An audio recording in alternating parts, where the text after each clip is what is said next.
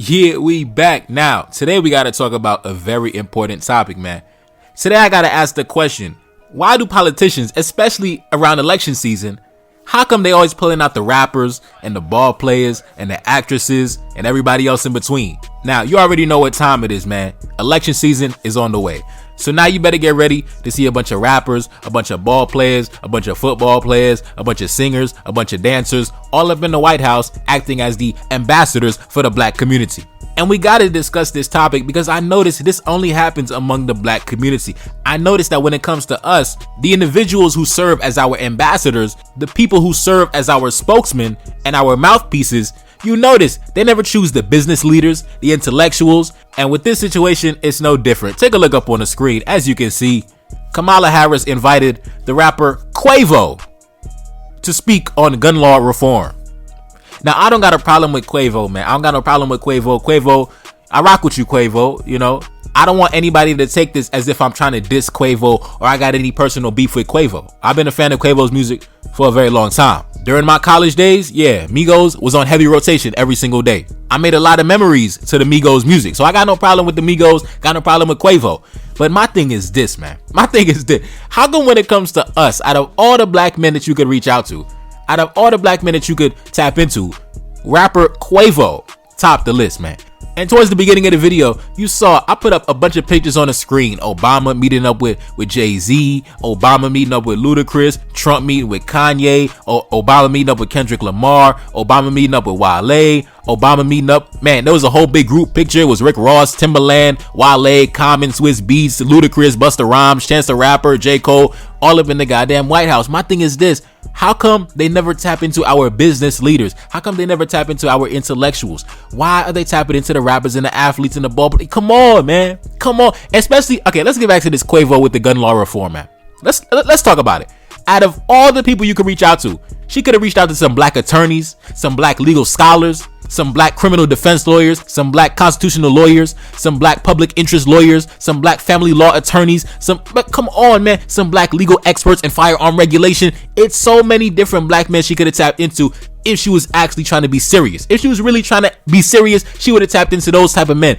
She was not being serious. She's not being serious. She reached out to Quavo. Oh my goodness, bro. And as black men, we really got to ask, how come when it comes to things like politics and topics like these, whatever, gun law reform, whatever the topic may be, how come they're not reaching out to the judicial experts, our business class, our business leaders?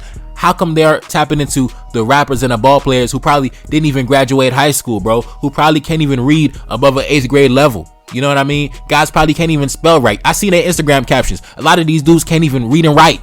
I don't understand this shit, bro.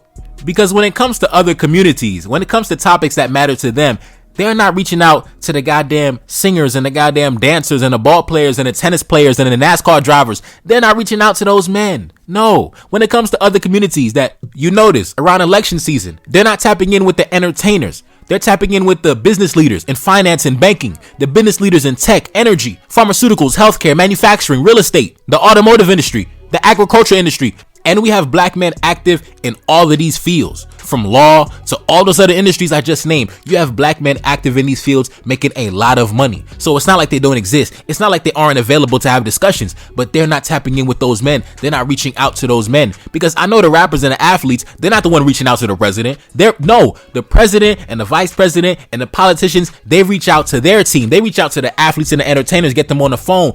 So I don't understand. You could do the same thing for the black business leaders, the black intellectuals, get them on the phone, have a discussion, bring them to the White House, and let's have real conversation, real intelligent conversation. Why are you bringing the black man who didn't even graduate from high school to have a high level conversation? Come on, man. I seen Quavo's interview on the Breakfast Club. Them boys can't even speak English that good. You know, shout out to Quavo. That's my boy. But come on, man. Quavo can't even speak English. And for me, it's just a slap in the face every time that I see things like this, man.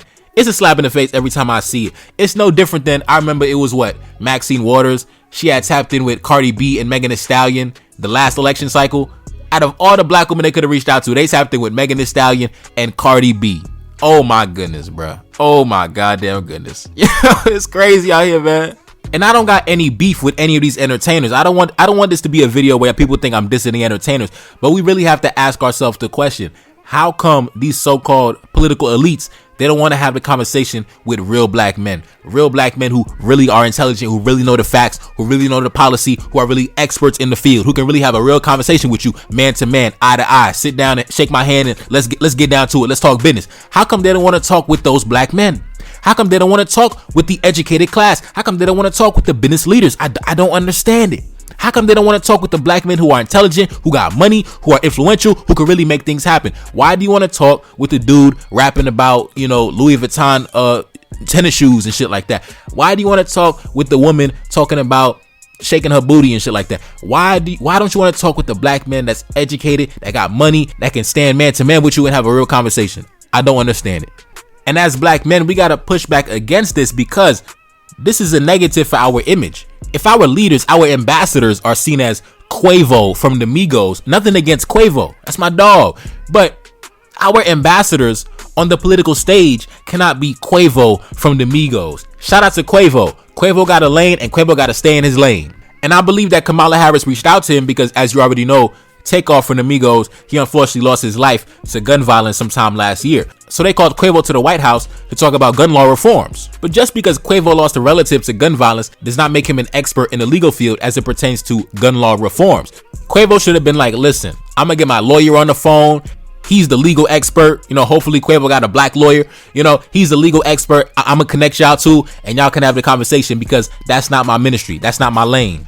And I think rappers and entertainers got to start just saying that shit, bro. Just start saying, look, that's not my lane. That's not my lane, but I know somebody that I could connect you with, and that's his ministry, that's his profession, that's his expertise, and I trust him, so I'm going to connect y'all to, y'all handle business. But the reason why they reach out to these rappers and entertainers is because they want to leverage their influence in the community, right? They want to tap into the youth. They want to tap into their fan base. They don't really want to have a real discussion about the policies, man. They don't want to have a real discussion about politics. They just want to leverage. They want to do cross promotion, essentially. They want to do a marketing campaign by tapping in with different brands, different artists, different people who have large fan bases. They're trying to politic for votes. They're not really trying to have a real conversation with black men who know the facts, know the policies, and are experts in the field. They're not interested in none of that. But like I said, whenever we see things like this, we got to push back against it because they don't do this with any other community. When it comes to other communities, they reach out to their business leaders in the industries of finance, banking, technology, energy, pharmaceutical, manufacturing, real estate, etc., etc. But when it comes to the black man, they're reaching out to goddamn, Quavo from the Migos. They're reaching out to Lil Uzi Vert. They're reaching out to the City Girls, Cardi B, Megan Thee Stallion. They're reaching out to goddamn, who they reaching out to? They're reaching out to Lil Durk. Like, come on, man. It's ridiculous, man. It's ridiculous. Anyways, man, it's your boy Never Cardi, that's Celine back in the building. Yes, indeed. Cash App up on the screen, and I'm gone. Peace. Reincarnated, I'm back in original fashion. I left on a horse and came back in that ass, and I left with abundance and came back to famine. We used to be pyramids, now we be rapping. Look how the mighty have fallen. Used to be running, now we be walking. When you be cooning, that's when they applauded. Selling your soul, your sons and your daughter. Gotta come up in this shit, they stuck in the mix. Really, my heart it be breaking. That's why I'm stacking that paper and handle my business. Pass it down in generation. Talking about money and power and building a nation. That's a deadly combination. Never be watching the TV, they pushing agendas, falsifying information. Know they got malice intentions. Step in the room and I'm feeling the tension. Enemy watching, he blocking my vision. Paying for the check cause I need my redemption. Building my kingdom, I need it protected. Ready for war like a young Money Congo. Never decided the team is the motto. Up in the crib and I'm whipping up waffles. Up in the crib and I'm smoking gelato. I'm chilling, I'm taking my pain and make it ambition. I'm blessed by the gods, but I ain't religious. I came for the power, they came for the bitch. They making no hourly wage, I got business. This shit is an art and they could never be taught. Selling my soul, I can never be bought. Play with my money, I see you ain't caught. Run to the check and I do it for sport. Babylon falling, I go to the source. Packing my luggage and go overseas. Shorty be with me and she so elite. Shorty be chocolate, I'm calling her Hershey. Secret intelligence probably gon' murk me. Don't fuck with brands cause nigga I'm Haitian. Say the wrong shit and you're smacking their faces.